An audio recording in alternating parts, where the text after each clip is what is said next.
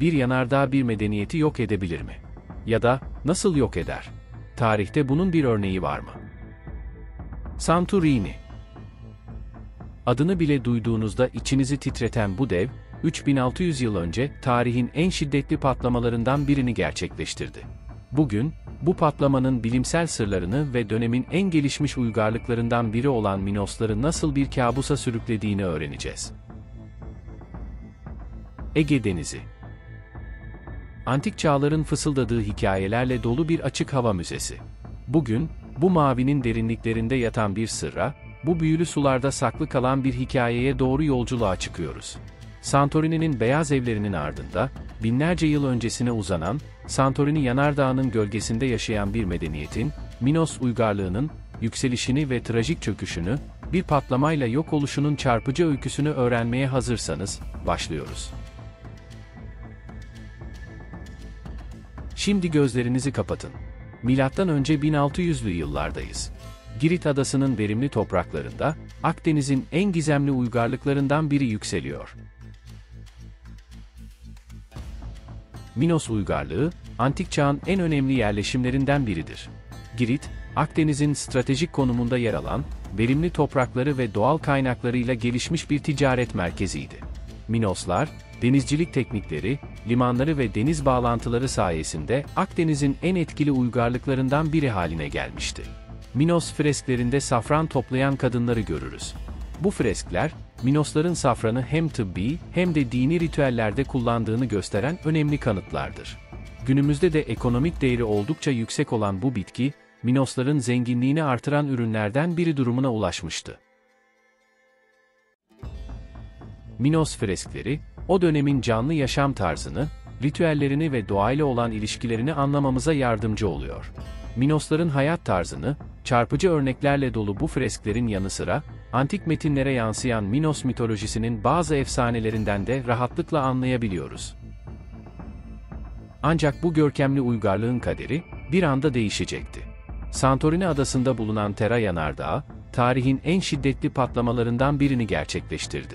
Gök gürültüsünü andıran bir sesle başlayan felaket, devasa tsunamilere, gökyüzünü karartan küllere ve yıllar süren bir kışa yol açtı. Patlamanın etkileri o kadar büyüktü ki, İzmir Çeşme'den, Muğla Fethiye'ye kadar olan kıyı şeridi sular altında kaldı.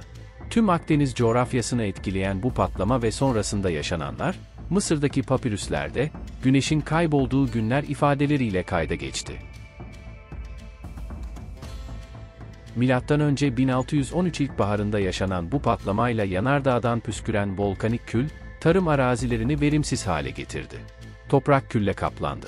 İklim değişiklikleri, Minos ekonomisini ve toplumsal yapısını zayıflatmaya başladı.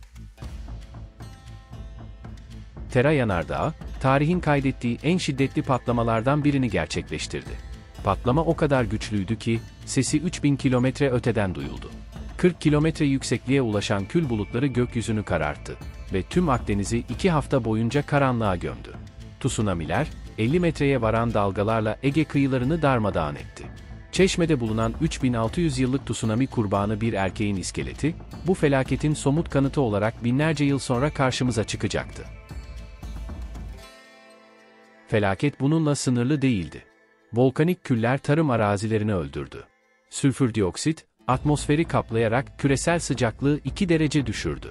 Yaşanan felaket, Mısır papirüslerine güneşin aylarca kayboluşu olarak geçerken, Çin kayıtlarına göklerin ağlayışı, güneşsiz aylar ve zehirli yağmurlarla geçen günler olarak geçti.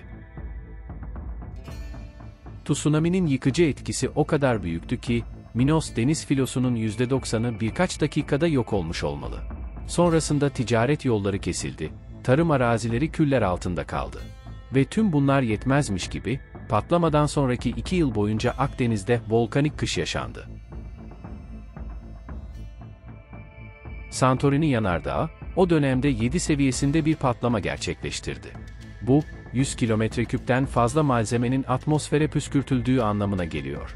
Karşılaştırmak gerekirse, 1883 Krakatoa patlaması 6 seviyesindeydi. Santorini patlaması, Hiroşima'ya atılan atom bombasından 100.000 kat daha güçlüydü. Ancak patlama bir anda gerçekleşmedi. Santorini 10 yıllar boyunca şiddetli depremlerle sarsıldı. Bilim insanları, patlamadan önceki 50 yılda, Richter ölçeğine göre 7 ve üzerinde depremler olduğunu tahmin ediyor. Minoslar, bu sarsıntıları ne kadar önemsedi? Kim bilir, belki de doğanın bu uyarılarını görmezden geldiler. Girit'teki kazılarda, depremlerin yıkıcı etkilerine dair izler bulundu. Saray duvarlarındaki onarım katmanları, Minosların sürekli yeniden inşa etmek zorunda kaldığını gösteriyor. Peki bu depremler, yanardağın uyanışının bir habercisi miydi? Uzmanlara göre mağma odasının hareketi yer kabuğunu zorlayarak sismik aktiviteyi tetikliyordu. Minos uygarlığı, Platon'un Atlantis efsanesiyle ilişkilendirilen en güçlü adaylardan biri olarak görülür. Antik Yunan filozofu Platon, Kritias adlı eserinde Atlantis'ten bahsederken, gelişmiş bir uygarlığın ani bir felaketle yok olduğunu anlatır. Minos uygarlığının çöküşüyle Santorini volkanik patlaması, Atlantis efsanesiyle birçok benzerlik taşır. Santorini patlaması, tarihte bilinen en büyük volkanik olaylardan biridir. Bu patlama, Minos uygarlığının denizcilik gücünü ve ekonomik üstünlüğünü kaybetmesine neden olmuş ve Miken istilalarına zemin oluşturmuştur. Mikenler, Minosların refah ve sanat anlayışına karşı, anakara Yunanistan'dan gelen savaşçı bir toplumdu ve 1450 civarında Girit'e saldırarak Minos hakimiyetini sona erdirdi. Ateşin ve küllerin gökyüzünü kararttığı o gün, Akdeniz tarihine unutulmaz bir iz bıraktı. Bugün Santorini'nin kayalık yapısı, bu felaketin kalıcı izlerini taşır. Peki, Minoslar neden tamamen yok olmadı? Belki de doğanın uyarılarını dinlediler. Ancak ilginç olan şu ki, Minos uygarlığı patlamadan hemen sonra tamamen yok olmadı. Arkeolojik bulgular patlamadan sonra bir süre daha ayakta kaldıklarını gösteriyor. Fakat bu felaket, Minosluları zayıflattı ve birkaç yüzyıl sonra Mikenler tarafından fethedilmelerine zemin hazırladı. Tıpkı Platon'un Atlantis efsanesinde anlattığı gibi, gelişmiş bir medeniyet, bir gecede tarihin tozlu sayfalarına gömüldü. Santorini'nin batık kalderası ve Minosların aniden çöküşü, bu teoriyi destekliyor. Peki neden Santorini'de ceset bulunamadı? Belki de Minoslar, depremleri hissedip kaçmayı başardı. Ya da Atlantis, hala keşfedilmeyi bekliyor. Binlerce yıl önce, bu kayalıkların üzerinde bir medeniyet yükseldi. Denizcilikte ustalaştı, sanatla soluk aldı, mitlerle hayat buldu. Ama bir patlama, her şeyi küllerin altına gömdü. Santorini yanardağı, Minoslara unutulmaz bir ders verdi. Gördük ki doğa, insanın en görkemli eserlerini bile bir anda silebilir. Peki, biz bu dersi aldık mı? Modern şehirlerimizde yükselen gökdelenler, okyanusları aşan gemiler, uzaya fırlattığımız roketler. Tüm bu gücümüze rağmen, hala depremler karşısında çaresiziz. Yanardağların uykusunu takip edemiyoruz. İklim değişikliği buzulları eritirken, biz hız kesmeden tüketmeye devam ediyoruz. Acaba Minoslar bize sadece bir uygarlığın değil, insanlığın kırılganlığının hikayesini mi anlatıyor? Belki de cevap, burada. Ege'nin mavisinde saklı. Minoslar, doğayla uyum içinde yaşadı. Fresklerindeki balıklar, çiçekler ve dans eden insanlarla. Onlar, dünyayı bir savaş alanı değil, bir ev olarak gördü. Peki biz bu evi korumak için ne yapıyoruz? Santorini'nin sessiz çığlığı, sadece geçmişe değil, geleceğe de bir uyarı. Depremler, tsunamiler, volkanlar. Bunlar doğanın öfkesi değil, dengesinin bir parçası. Biz ise bu dengeyi bozdukça bedelini ödüyoruz. Belki de, geriye dönüp Minosların fresklerindeki safran toplayan kadınlardan öğrenecek çok şeyimiz var. Bugün Santorini'nin kızıl kayalıkları, bize geçmişin izlerini fısıldıyor. Ateşin, küllerin ve tsunamilerin ardından geriye kalan, yalnızca hikayeler ve keşfedilmeyi bekleyen sırlar.